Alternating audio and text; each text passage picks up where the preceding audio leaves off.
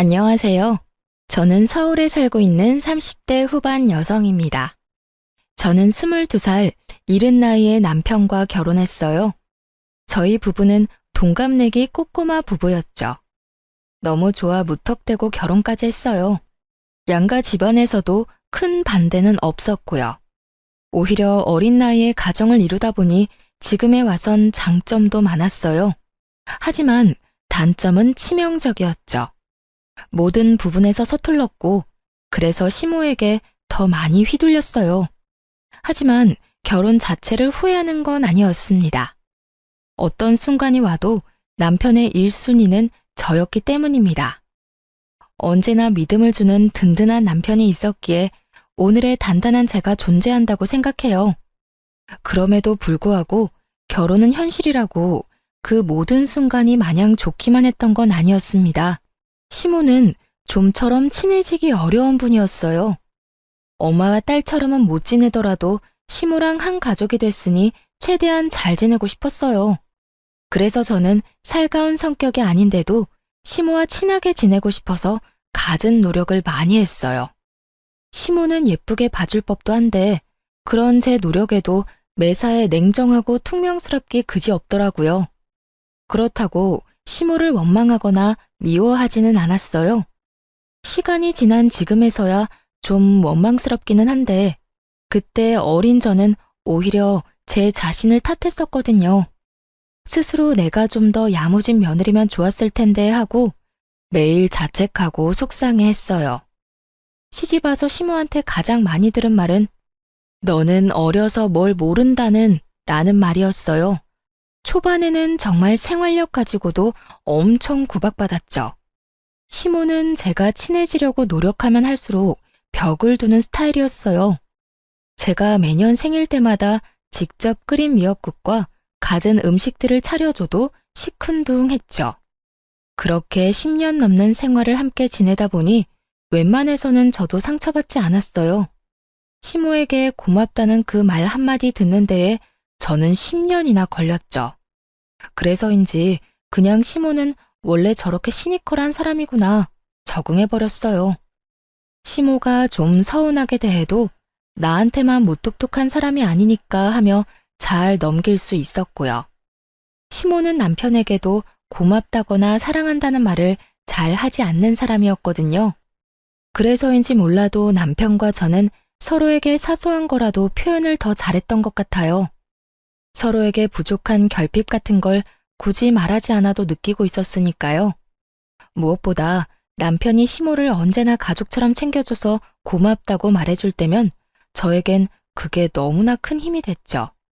이제 40대를 바라보는 저도 이젠 살림왕이 됐고 시모도 예전처럼 저를 혼내거나 윽박지르진 않았어요. 어쩌면 어릴 때는 어린 마음에 시모에게 무조건 잘 보이고 싶었고 예쁨 받고 싶어서 노력하는 바람에 더 못 친해졌는지도 몰라요.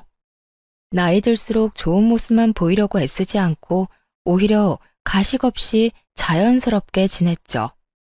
제 주변만 둘러봐도 시댁이랑 안 싸우면 다행이었지 시모랑 엄청 살갑게 지내는 사람들은 몇 없더라고요. 그래서 저는 이 정도면 그 흔한 고부 갈등 없이 평범하게 잘 살고 있구나 싶었어요. 그러다 결혼 10년 만에 저와 시모의 관계에는 큰 변화가 생겼어요. 처음에는 제게 살갑게 대해주기 시작했죠. 그 변화의 계기는 바로 해외여행이었어요. 저희 부부는 사는 게 빠듯해서 신혼여행 이후로 해외여행은 따로 가보지 못했어요. 가까운 국내 여행도 마음먹고 가도 아주 짧게 1박 2일 정도 다녔죠. 그래서 저희는 결혼 10주년 기념으로 해외여행을 계획했어요. 그런데 저는 이왕 떠나는 거 양가 부모님도 함께 모시고 여행 가고 싶더라고요. 그런데 막상 제가 고집했는데 저희 부모님은 일정 맞추기도 어렵고 해외까지 먼 길 떠나고 싶지 않다고 거절하셨어요. 가족여행은 가까운 국내로 가고 싶으시다고 다음을 기약했죠. 의외로 무뚝뚝한 시모가 무조건 같이 가고 싶다고 좋아했고요. 남편은 오히려 말렸어요. 불편한 자리를 굳이 만들고 싶지 않다고 말이죠. 하지만 한 번쯤은 남편과 저를 위해서라도 더 늦기 전에 부모님과 좋은 추억을 남기고 싶었어요. 낯선 타국에서 저와 시모는 정말 모녀처럼 잘 지냈어요. 시모는 여행 내내 평소보다 싱글생글 아주 기분 좋아 보였어요. 저는 여행이 주는 좋은 에너지를 그때 비로소 알게 됐네요. 이상하게도 시모가 엄청 즐거워하니까 저 또한 몇 배로 더 즐겁더라고요. 그래서 자주는 못 떠나더라도 적어도 5년에 한 번은 이런 시간 갖자고 말했어요. 그랬더니 여행 마지막 날 시모가 감동의 눈물을 흘려서 정말 깜짝 놀랐죠. 어머님, 왜 그러세요? 우세요? 아이고, 정말 내가 주책이다.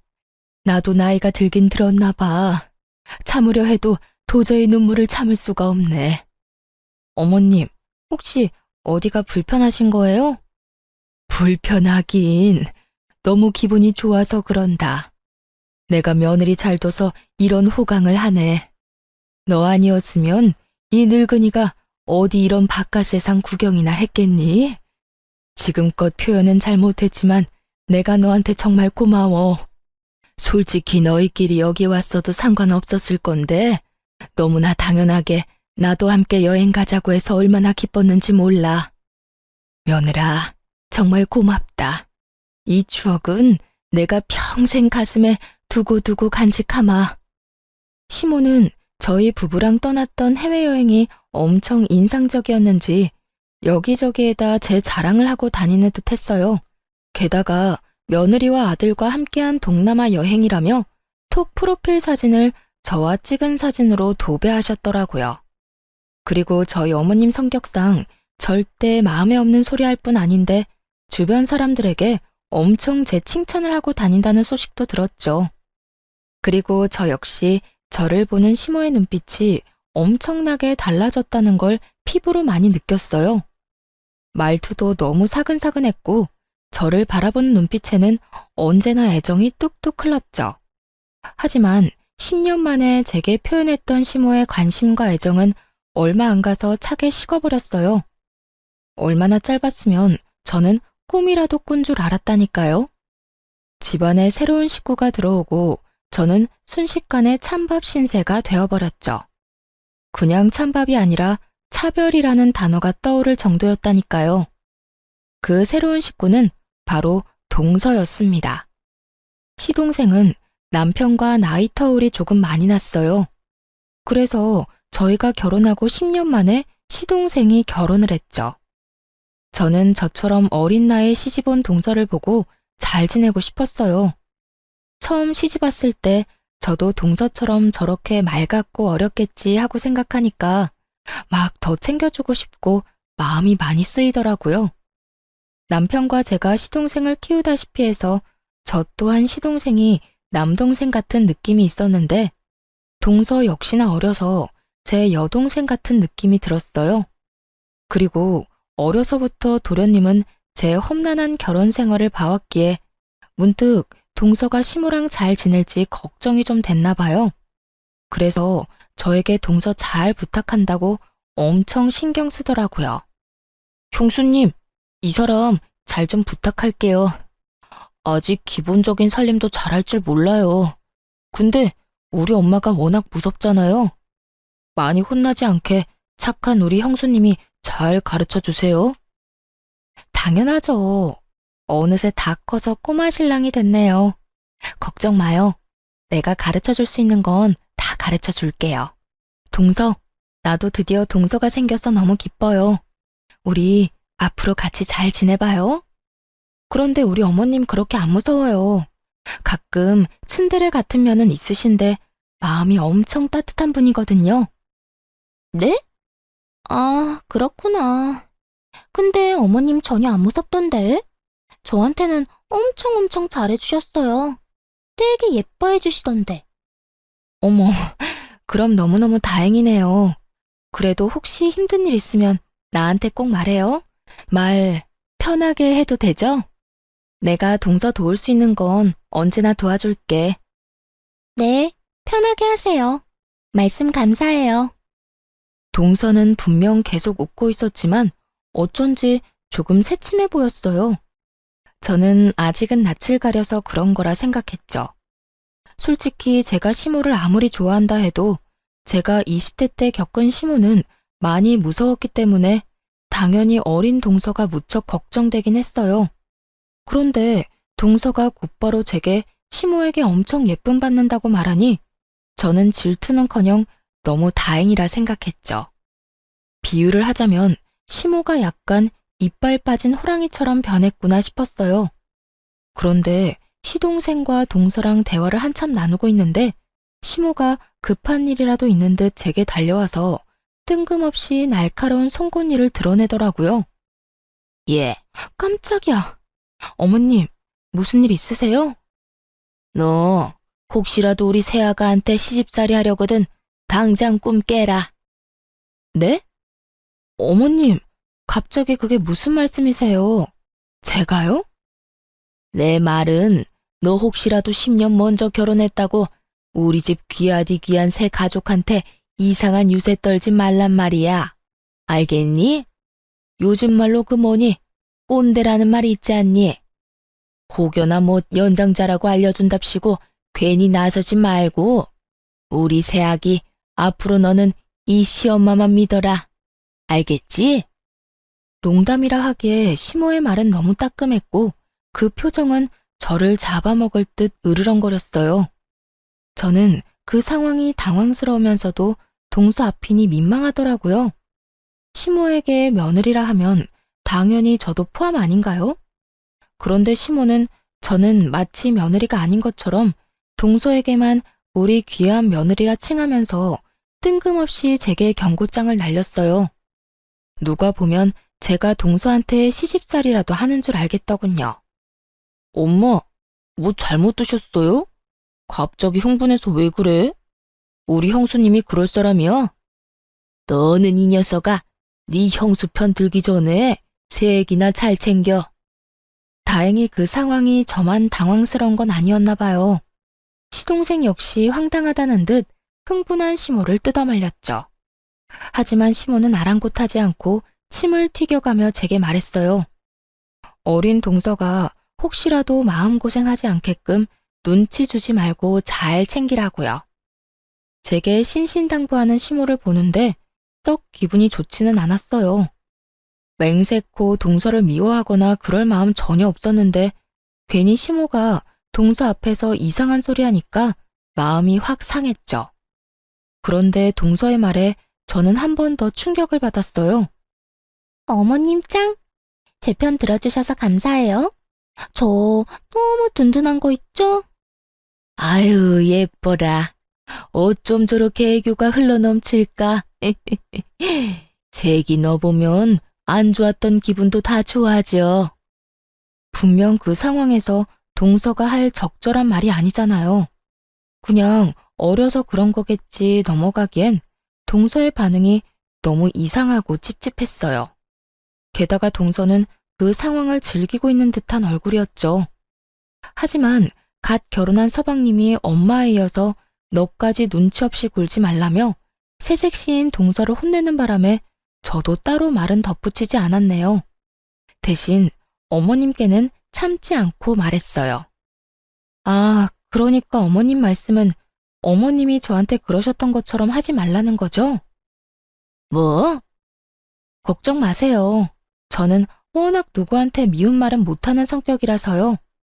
시모는 제 말 듣고 입을 꾹 다물더라고요.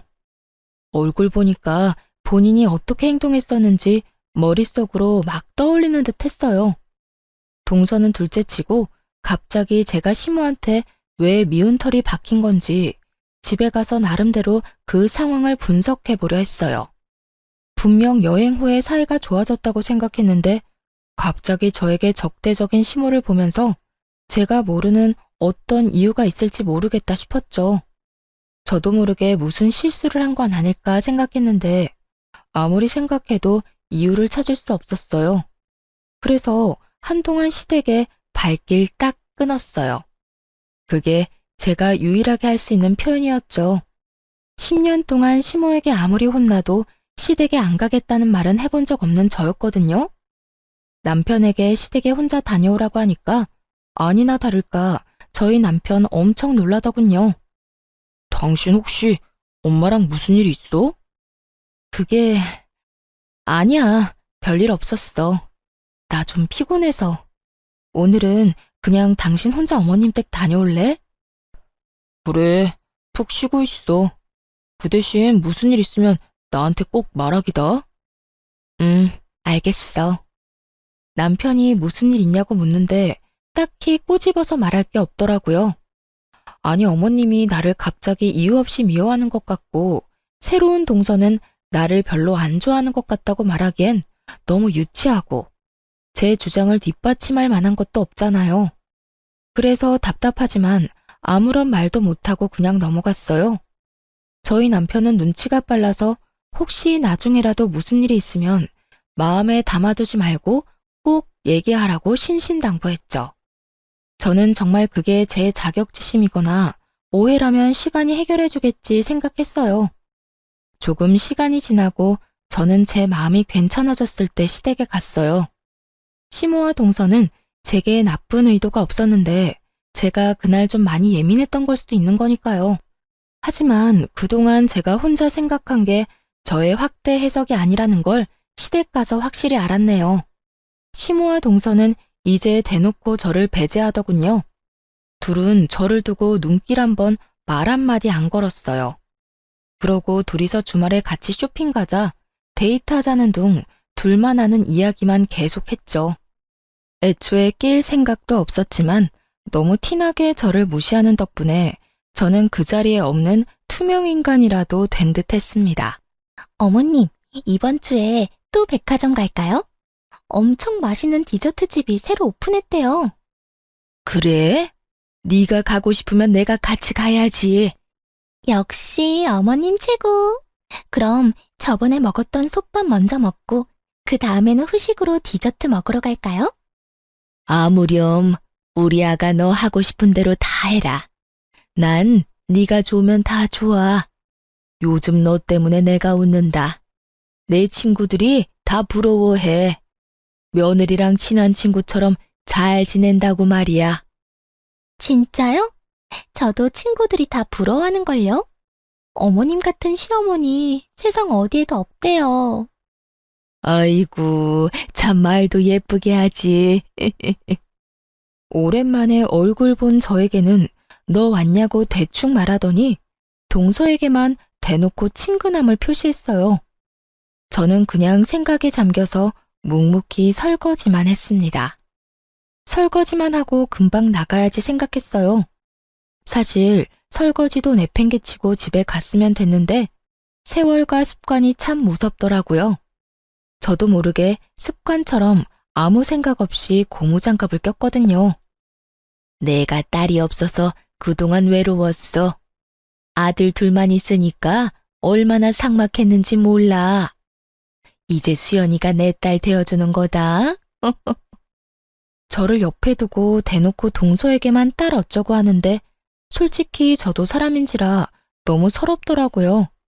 제가 동서 나이 때 시모랑 친하게 지내려고 노력하면 땡 하고 찬바람 불었던 시모였으니까요. 그리고 얼마 전까지는 저한테 딸 어쩌고 했던 시모라서 그 심경의 변화가 궁금했어요. 그래서 저는 설거지를 급하게 끝내고 어머님 옆에 일부러 앉았어요. 이후로 시댁에 다시 안 온다고 해도 쌓인 서러움은 다 토해내고 싶었죠. 어머님, 저 조금 서운하라고 해요. 저는요? 저도 좀 껴주세요. 정말 10년 동안 저는 아무런 힘이 안 됐어요. 저번에 여행 다녀와서는 저보고 딸 같은 며느리라고 하셨었잖아요. 시모에게 대놓고 서운한 마음을 내비쳤는데 시모가 말로 제 가슴에 비수를 꽂더라고요. 어머, 너는 갑자기 징그럽게 왜 붓고 그러냐? 나이 어린 동서 앞에서 창피함도 모르고. 으이그, 저리 좀 가라. 왜 옆에 앉아서는?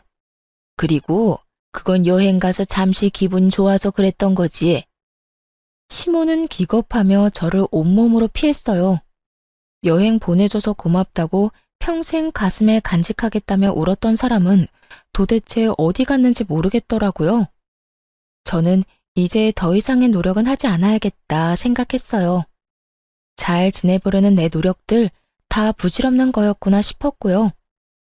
항상 나만 진심이었구나. 아주 머리를 세게 맞은 듯 얼얼한데 그때 구박받는 저를 보고 동서가 푹 하고 웃음이 터지는 게 아니겠어요? 그 순간 동서가 어찌나 얄미웠는지 몰라요. 열받아서 한마디 하려는데 급하게 동서 데리고 자리를 뜨는 시모 때문에 뭐라 말도 못했어요. 그래서 저는 되도록 이런저런 핑계를 대며 만날 기회를 피했어요. 신경 끄고 안 보는 게 최선이라고 생각했거든요. 그냥 저희 남편 한 사람만 바라보면서 둘이 오붓하게 잘 살기로 마음먹었어요. 그런데 시모는 그런 제 마음을 아는지 모르는지 어쩌다 한 번씩 만나는데도 그때마다 제 마음에 어떻게든 생채기를 내려고 작정한 사람 같았어요. 굳이 저와 동서를 비교하면서 저를 깎아내리려 했거든요. 시모가 좀 냉정하고 까칠했어도 그렇게까지 모질게 구는 사람은 아니었는데 나이 들어서 노망이라도 든 건지 도대체 왜 저러나 싶었죠. 시부 제사를 지내러 간 날 저는 분통을 터뜨리고야 말았어요. 실은 저 말고 남편이 먼저 시모의 차별에 터졌네요. 아버님 제사라서 저희 부부 나름 최대한 일찍 온 거였는데 시모는 동서랑 거의 다 했다며 투덜거렸어요. 남편은 10년 동안 제가 다 했는데 고작 오늘 한 번으로 너무 그러지 말라고 시모에게 말했죠. 그래서 좀 잠잠해지나 했더니 아니나 다를까 시모는 가만히 있지 않았어요. 우리 장남이 어린 나이에 공무원 합격한 건 정말 잘된 일이야. 하지만 아무것도 모르는 어린 나이에 조건도 안 보고 아무나 하고 일찍 결혼하는 바람에 우리 집이 좀 기우는 느낌이 들었었지. 그런데 이제 새애기라도 우리 집 균형을 맞춰줘서 다행이야. 역시 집안에 며느리가 잘 들어와야 하는 법이야. 나는 우리 새아가 덕에 요즘 살맛이 난다. 결혼할 때도 누구는 텅텅 빈손으로 아무것도 안 해왔지만 우리 아가는 명품 가방부터 시작해서 바리바리 싸들고 왔었지. 시모는 모두가 있는 자리에서 이런 말을 얼굴색 하나 바뀌지 않고 했어요. 시동생이 없었던 터라 동서도 대놓고 그러는 시모에게 좀 놀랐는지 저와 제 남편 눈치를 봤어요. 남편은 처음 보는 시모의 날것인 모습에 꽤나 당황한 듯 했죠. 하지만 제가 아무런 반응을 안 하니까 남편은 금방 이 상황이 처음이 아니란 걸 눈치챈 듯 했어요. 엄마, 지금 이 사람도 있는데 무슨 말씀을 그렇게 하세요? 그건 엄마 아들인 나도 모욕 주는 말이에요. 내가 뭘? 넌 어디 밥상머리에서 엄마한테 큰 소리냐? 아니 어디 내가 틀린 말 했냐? 그렇잖아. 네가 훨씬 아깝잖아. 다 쓰러져가는 식당이나 하는 옆에 내 여식 말고 우리 새애기처럼 든든한 부모 밑에서 넉넉하게 자란 애 만났으면 너도 팔자 진작 폈겠지. 엄마, 그때 당시 나는 뭐 볼 거 있었다고 그렇게 말씀하세요. 나 우리 집 어린 가장에 뭐 볼 거 있었다고요. 이 사람은 평범하기라도 했지만 나는 평범한 수준도 아니었어요. 보잘것없는 집안의 가장에 불과했었다고요. 넌 이 녀석아 나란 일하는 공무원이잖아. 어딜 감히 너랑 쟤를 비교해? 제발요. 그놈의 공무원 타령 좀 그만하실 수 없으세요? 남편은 아내인 제 편을 드는 것도 있었지만요. 본인 스스로가 시모에게 제일 듣기 힘들어하는 말이 바로 공무원인 내 아들이 최고다 라는 말이었어요. 남편에게는 그럴 만한 사정이 있었거든요. 뭐? 근데 이놈이 오늘따라 왜 이렇게 날카로워? 공무원 합격하기가 어디 쉽냐? 두고 봐. 난 내 무덤까지 가서 그 얘기할 거다. 그렇게 자랑스러운 일을 왜 입막음 하니? 너 설마 결혼한 지 이렇게 오래됐는데 아직 네 부인한테 잡혀 사는 거야? 예, 네가 말해봐라. 네가 네 서방 잡는 거야? 왜 내가 내 아들 칭찬도 마음대로 못하니? 어머님, 저한테 묻지 마세요. 어머님 아들이니까 아들 마음 저보다 잘 아실 거잖아요. 근데 이게? 엄마, 진짜 왜 이러세요? 내가 만약 이 사람한테 잡혀 살았으면 그때 엄마 모시고 다 같이 해외여행이나 갔다 왔겠어요? 그때 여행도 다 이 사람이 저랑 엄마 생각해서 준비했는데 왜 그런 맘들은 모른 척 하시고 이 사람한테 계속 모진 말만 내뱉으세요? 도대체 왜 그러시냐고요? 어머머, 정말 여행 한번 갔다 온 거 가지고 엄청 우려먹는구나. 넌 신랑 앞세워서 이사달 만드니까 좋아? 그깟 해외여행 딱 한 번 가지고 말이야. 엄마, 정말 마지막으로 말씀드리는데 더 이상 후회할 행동하지 마세요. 내가 쟤한테 뭐가 아쉬워서 후회를 해? 참나. 저 사람한테 막대하는 거 저 더 이상 못 참아요. 아무리 엄마라 해도요. 대화가 안 통하는 시모의 남편은 감정을 주체하지 못해서 먼저 가보겠다며 뛰쳐나갔어요. 사실 남편이 제 팔목 잡고 나가려는데 제가 침착하게 할 말이 있다고 남편 먼저 보내고 남았어요. 저도 저지만 이제 남편의 상황을 말해줄 때가 됐다고 생각했거든요. 원래는 남편과 제사 다 끝나고 시모에게 함께 비밀을 밝히기로 했었는데 흥분한 남편은 침착하게 말 못할 것 같아서 제가 혼자 남았어요. 저는 이제는 진실을 알려주고 저와 남편을 지키기로 마음먹었어요. 남편과 저만 아는 비밀이 있었거든요. 제가 그동안 쌓인 말 다 내뱉고 드디어 비밀을 밝히려는데 뒷목 잡고 있는 시모 대신에 동서가 또 눈치 없이 끼어들었죠.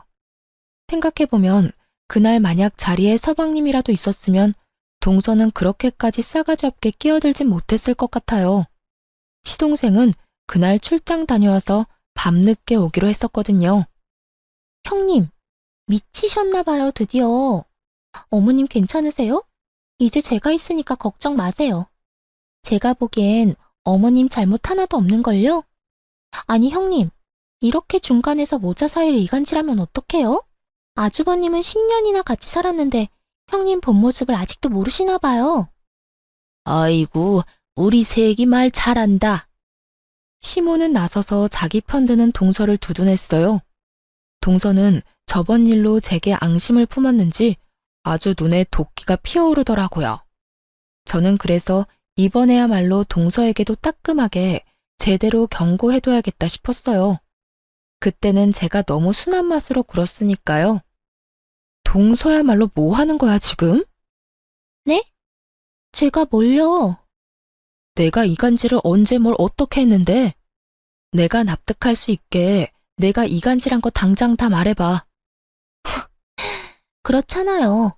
어머님이 저 예뻐하니까 질투하고 괜히 남편 앞세워서 어머님 곤란하게 만든 거 아니에요? 말 함부로 하지 마, 동서. 내가 질투했다고? 난 어머님이 나한테 독박으로 일 시키고 구박해도 동서 탓한 적 없어. 오히려 매번 이런 식으로 중간에서 이간질하는 건 동서 쪽 아니야?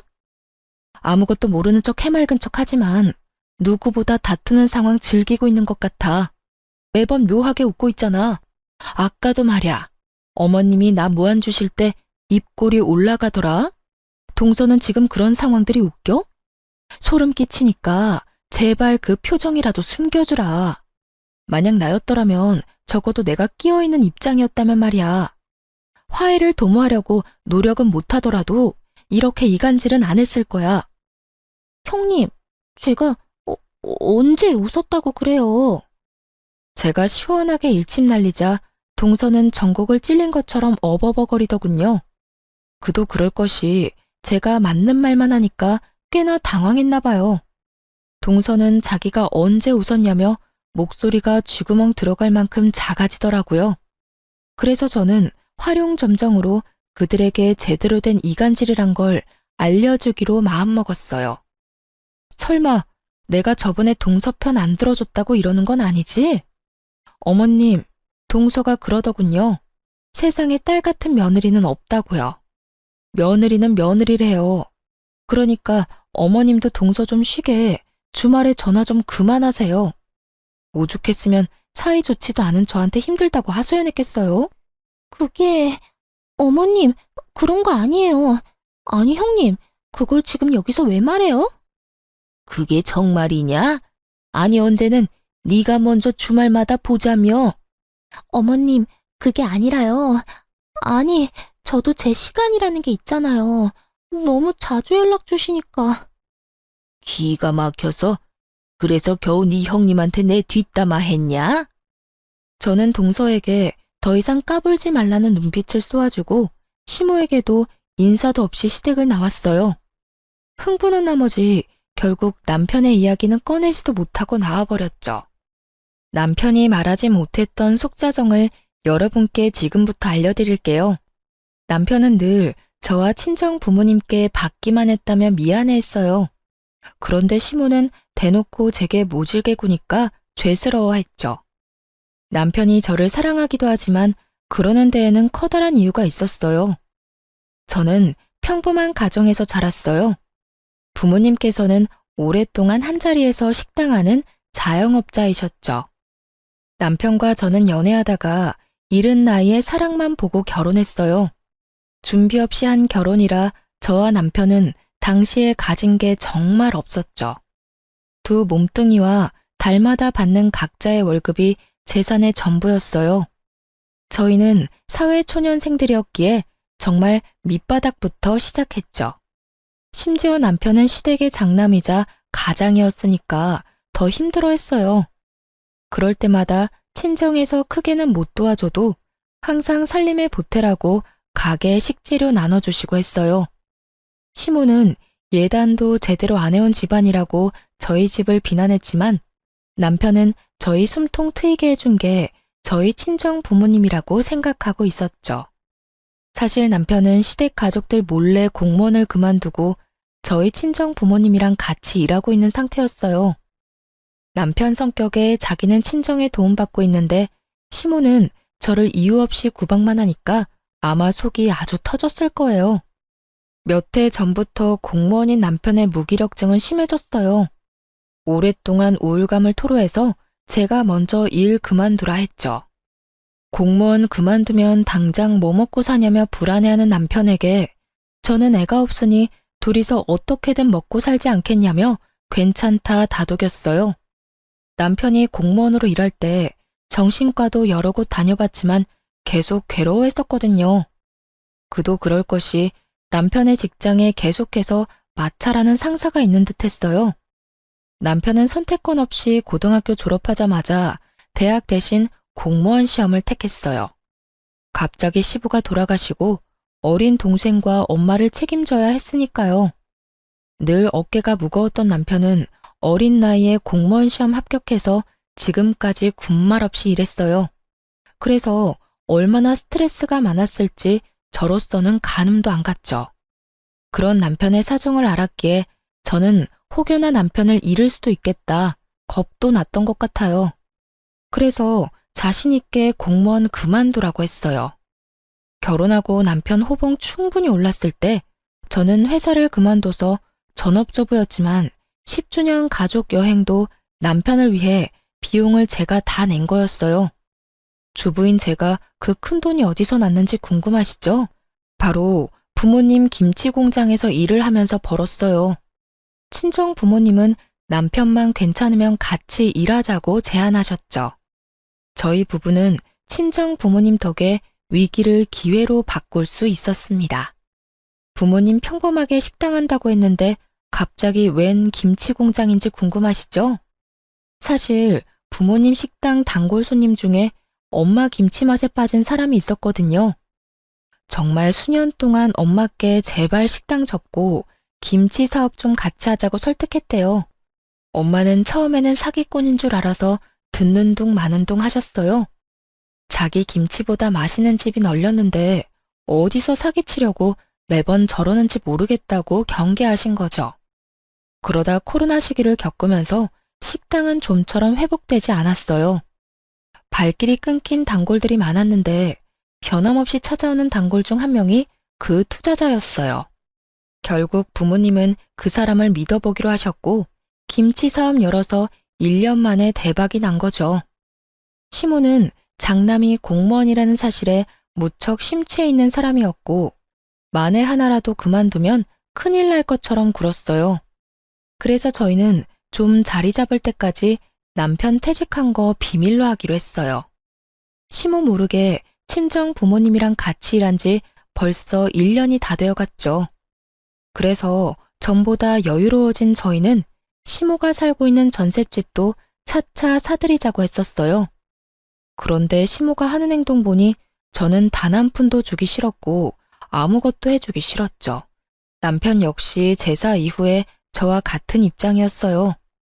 동서는 대학 졸업 후 평범한 취업 준비생이었는데 시동생을 만나 결혼부터 하게 된 케이스예요. 취준생이라 모아둔 돈은 없어도 동서의 집이 잘 사는 집이었는지 결혼 예단을 무척 잘해왔나 봐요. 시모가 갑자기 제게 그러는 이유를 남편이 추측했는데 아마 동서의 집안에 홀려 시모가 동서를 엄청 예뻐하고 저와 차별하는 듯 했죠. 그래서 저는 물론이고 남편 역시 시댁에 가기를 거부했어요. 시모의 차별에 저보다 더 분노하는 남편이었거든요. 엄마가 어떻게 그래? 그동안 당신이 어떻게 했는데? 미안해, 여보. 솔직히 여보, 나 가식적으로 괜찮다는 말은 못하겠어. 그런데 그렇다고 이게 당신이 미안해할 일은 절대 아니야. 어머님이 나한테 상처 줬는데 당신이 왜 미안해해? 그리고 엄청 못된 남편이었으면 구박받아도 무조건 시댁 가라고 했을 텐데 당신은 나한테 단 한 번도 그런 적 없잖아. 오, 당신 다시는 우리 엄마 집 안 가도 돼. 나 앞으로 엄마 얼굴 안 보고 살아도 된다고. 솔직히 나도 엄마 얼굴 보기 싫은데 당신은 오죽하겠어? 엄마가 당신한테 그러는 건 나한테 그러는 거랑 똑같아. 그랬더니 시모는 아들 통 얼굴 못 봐서 아쉬웠는지 제게 연락을 취하더군요. 혹시 우리 장남한테 무슨 일이 있냐? 동네 전화도 안 받고 얼굴 안 본 지도 오래됐고. 아니 너라도 나서서 나한테 연락해서 내 아들 소식 전해주고 해야지. 이건 뭐 며느리인지 남인지 모르겠구나. 어머님이 먼저 저한테 남보다 못하게 대하셨으니까요. 어떻게 그때 그런 일 있었는데 사과 한마디 없이 아무 일 없었다는 듣고세요? 어머님이 저를 대놓고 미워하는데 남편 마음은 괜찮겠어요? 저 이제 어머님 전화 와도 안 받을 거예요. 이만 끊겠습니다. 제가 퉁명스럽게 전화를 받자 갑자기 수화기 너머로 동서 목소리가 들렸어요. 벌써 둘이서 화해했는지 또 같이 있는 모양이더군요. 시모 대신 제 전화를 받겠다고 나서더라고요. 형님, 제가 듣다 참을 수 없어서 말해요. 어머님한테 왜 이렇게 건방지세요? 뭐라고? 지금 동서가 끼어들 일이 아니야. 어디 감히 전화를 바꿔봤니? 너 정말 개념도 예의도 아주 밥 말아먹은 애구나. 말 함부로 하지 말죠. 제가 어머님 딸이나 마찬가지라서 직접 나서는 거예요. 그리고 솔직히 결혼한 지 10년이 넘었는데 형님 아직도 애가 없는 것도 너무 이상해요. 사실대로 말해봐요. 무슨 문제 있죠? 혹시 그때 말하려던 비밀이 임신 관련 비밀 아니에요? 아니, 진작 손주라도 안겨드렸어야지 어머님이 예뻐하죠. 예뻐할 일을 했으면 어머님이 이러셨을까요? 너 단단히 미쳤구나. 그래, 맞다. 예뻐할 구석이 없어, 쟤는. 얘, 너 병원은 가봤니? 미친 건 너야. 어디 우리 장남대를 끊으려고 해?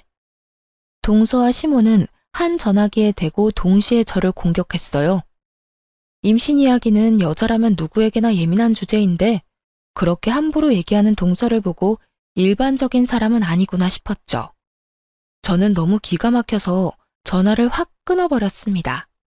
녹음 잘 되어 있길래 당연히 서방님한테 녹음본 보냈어요. 아무리 그래도 한참 윗사람인 제게 어머니 앞세워서 이러면 안 된다고요. 그래도 시동생은 정상이라서 제게 정말 미안하다고 사죄하더군요. 와이프 단돌이 잘하겠다면서요. 저는 그냥 더 이상 스트레스 받기도 싫어서 전화번호 바꾸고 거기까지만 하려고 했어요. 남편 공무원 그만뒀고 부모님 사업 잘 풀렸고 지금에서야 남편이 어디에 일하는지는 아예 말도 안 꺼내려고 했고요. 서러웠지만 그동안 애 못 낳는 며느리라 생각했던 시모아는 다신 안 보면 그만이라고 생각했죠. 그런데 시동생이 남편에게 말해서 남편도 알게 되었어요. 남편은 울분을 토하며 당장 시댁에 가자며 저를 데리고 갔어요. 동서와 시모에게 꼭 사과를 듣고야 말겠다고요. 그러면서 집에 있는 통장 다 챙기는 남편 보고 의아하긴 했어요. 하지만 저도 참았던 서러움이 다 터져버려서 우느라 통장 챙기는 남편에게 뭐 하냐고 물어보지도 못했어요. 시댁에 도착하니 시모는 역시나 반기지 않았고 남편이 미리 불렀는지 시동생과 동서가 와 있었어요. 시동생 부부는 이미 싸웠는지 둘 다 표정이 안 좋더라고요. 어머님, 저희 왔어요. 정말 마지막이라 생각하고 어머님이라 불러봤네요. 그런데 역시나 시모 인사도 안 받고 휙 고개를 돌리더라고요. 동서 역시 믿는 구석이 있으니 저나 남편에게 인사도 안 했고요. 모든 게 불편해 보이는 시동생만 저와 남편에게 아는 체를 했어요. 그래서 저는 이제는 당하고 싶지 않아서 세게 나갔어요. 동서는 이제 인사도 안 하기로 한 거야? 아직은 한 가족이잖아. 윗사람한테 똑바로 하자. 꼰대같이 왜 저래 진짜? 제가 왜요? 반가운 사람한테 인사하는 거라 배워서요. 부모님이 동서를 한참 잘못 가르치셨네. 뭐라고요? 너 왜 그래 진짜? 자기는 걱정 마. 어머님이 내 맘대로 하고 싶은 대로 해도 된다 했거든? 그리고 왜 자꾸 내 편 안 들고 저 여자 편만 들어? 너 누구 남편인데? 진짜 미쳤어? 시동생은 막 나가는 동서 앞에서 무척 당황해했고 시모는 아니나 다를까 그런 동서를 두둔했어요. 그래, 내가 세기한테 그래도 된다고 허락했다. 그 긴 세월 애도 안 낳았으면서 너는 도대체 뭘 믿고 어디서 유세냐? 네가 그동안 내 아들 나란 일할 때 한 게 뭐냐? 집에서 밥만 축내고 말이야. 우리 가문의 대를 이을 사람은 우리 새애기뿐이야. 너는 가망이 없잖니? 남편은 시모의 막말에도 동서의 시건방짐에도 전처럼 흥분하지 않았어요. 저도 피가 차게 식었지만 남편이 손을 잡길래 더 이상 나서지 않고 가만히 있었어요. 엄마, 고정하시고 제가 괜히 드릴 말씀이 있어서 왔어요. 엄마 전셋집 말이에요. 이제 그 집 살 수 있어요. 남편은 갑자기 집에서 챙겨온 통장들을 내밀었고 시모는 통장에 찍힌 큰 액수를 보고 깜짝 놀랐어요. 뭐, 정말이냐? 아이고, 역시 엄마 생각하는 건 우리 장남밖에 없다. 그럼 드디어 전세 생활 청산하고 내 집이 생기는 거야? 그런데 이게 금액이 많냐? 아니 공무원 월급으로 가능한 액수가 아닌데 장남 너 이 돈 다 어디서 난 거냐? 너 복권이라도 당첨된 거야? 응? 그런데 같이 통장 들여다보고 놀라던 동서가 이상하게 점점 표정이 안 좋아지더라고요. 어머님, 그런데 저한테 이 집 자가라고 하지 않으셨어요? 저는 지금까지 그렇게 알고 있었는데 저희 엄마 아빠도 그렇게 알고 계셔서 그동안 제 결혼에 돈 많이 쓴 거예요. 이 집 저한테 물려주신다고 하셨잖아요. 아니, 곧 된다는 거였지, 아가. 걱정 마라. 너도 이 통장 액수 좀 봐라. 곧 내 말대로 그렇게 되겠지? 그래도 아직은 아닌 거잖아요. 자기야, 진짜 여기 전셋집이야? 엄마, 그런 거짓말을 왜 하셨어요? 그리고 여기가 엄마 집이라 했어도 당신이 뭐 했다고 받아.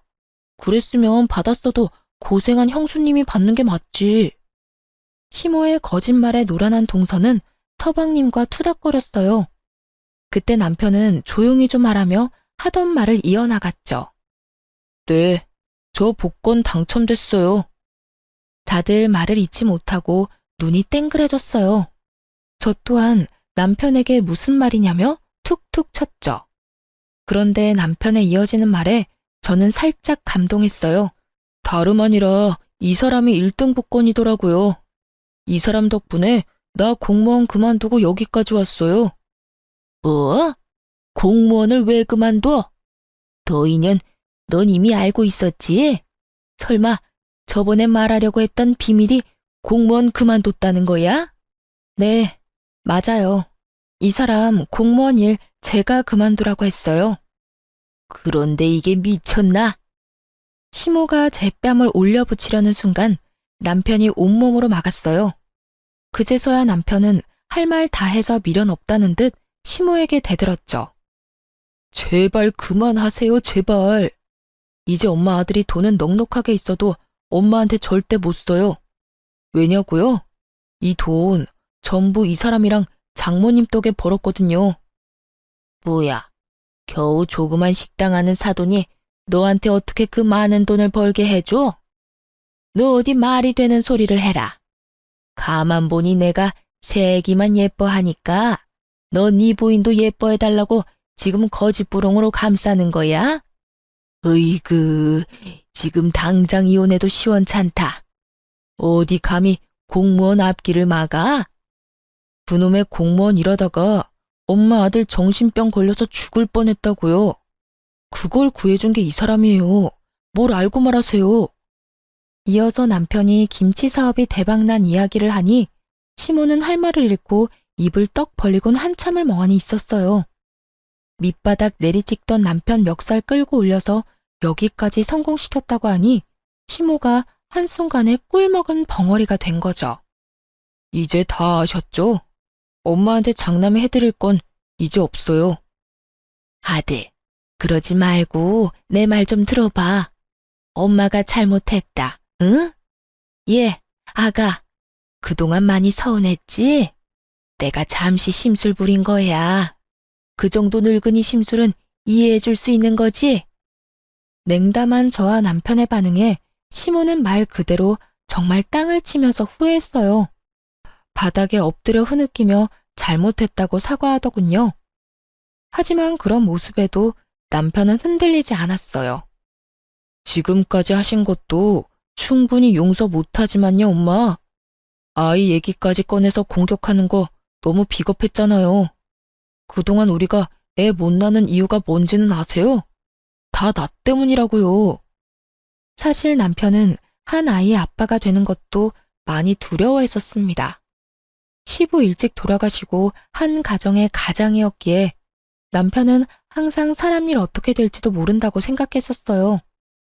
또 공무원 일하는 자신이 많이 불안정하게 느껴지니 아이 만들기를 거부했죠. 그래서 지금까지 아이를 안 낳았어요. 저는 낳고 싶었지만 남편이 원하지 않으면 딩크족으로 아이 없이 남편과 둘이 사는 것도 나쁘지 않다고 생각했거든요. 그런데 시모는 아무것도 모르고 애 못 낳는 며느리라고 저를 모함하니 남편이 미치고 팔짝 뛸 노릇이었던 겁니다. 시모는 악어의 눈물 조금 흘리다가 자기가 원하는 대로 상황이 흘러가질 않자 정신 못 차리고 이렇게 말했어요. 그깟 김치 사업 돈맛 조금 봤다고 뭐가 달라지냐? 못된 네가 내 아들 꼬셔서 지금 이 사달 만든 거지? 저는 어머님이 진심 어린 사과하면 시간이 많이 흐르고 난 뒤에 저희 관계도 조금이나마 괜찮아질 거라 희망을 가졌어요. 그런데 여전히 제 탓을 하시네요. 그동안 제가 어머님께 잘해드린 시간이 너무 아까워요. 저희 그래도 10년이면 가족 아니었어요? 저는 오늘 남편이 어머님 편 들었으면 남편이랑도 이혼했을 거예요. 그 정도로 어머님이 제게 너무했다고요. 그런데 남편이 제 편이라서 얼마나 다행인지 모르겠네요. 그리고 너 동서라고 부르기도 싫다. 새파랗게 어린 게 어디서 분탕질이니? 너 백수잖아. 언제까지 네 부모님이 도와주시겠어? 뭐 하시는 분들인지는 모르겠다만 앞으로 똑바로 살아. 아님 너도 10년 후에 나처럼 시댁에서 팽당하고 내꼴난다. 뭐라고요? 난 당신처럼 멍청하게 안 당해. 야, 아까부터 내 와이프한테 함부로 말하지 마. 내 동생 부인이라서 내가 겨우 참은 거야. 너 정말 사람 보는 눈 없다. 어떻게 저런 천박한 여자랑 결혼한 거야? 형, 내가 미안해. 형수님, 제가 대신 죄송합니다. 동서는 시동생한테 가만히 있을 거냐고 사과를 왜 하냐며 소리를 고래고래 질렀어요. 내가 살면서 형 도움 얼마나 받았는지 다 아는 네가 이러면 안 되지. 당장 우리 형수님한테 사과드려. 너 이런 애인 줄 알았으면 나 너랑 결혼 안 했어. 왜 이렇게 독해? 우리 엄마한테 배운 거야? 자기 정말로 미쳤어? 내가 사과를 왜 해? 가만히 있지 말고 어머님이 말해봐요. 저 어머님만 믿었다가 이렇게 바보 됐잖아요. 그리고 왜 거짓말했어요? 집 자가라며. 이제는 장남한테 팽당해서 집도 못 사겠네요. 저한테 뭐 다른 거 주실 건 있으세요? 네? 아니, 근데 너는 왜 이렇게 끼어들 자리 구분을 못하니? 언제는 다 내 맘대로 하라면서요.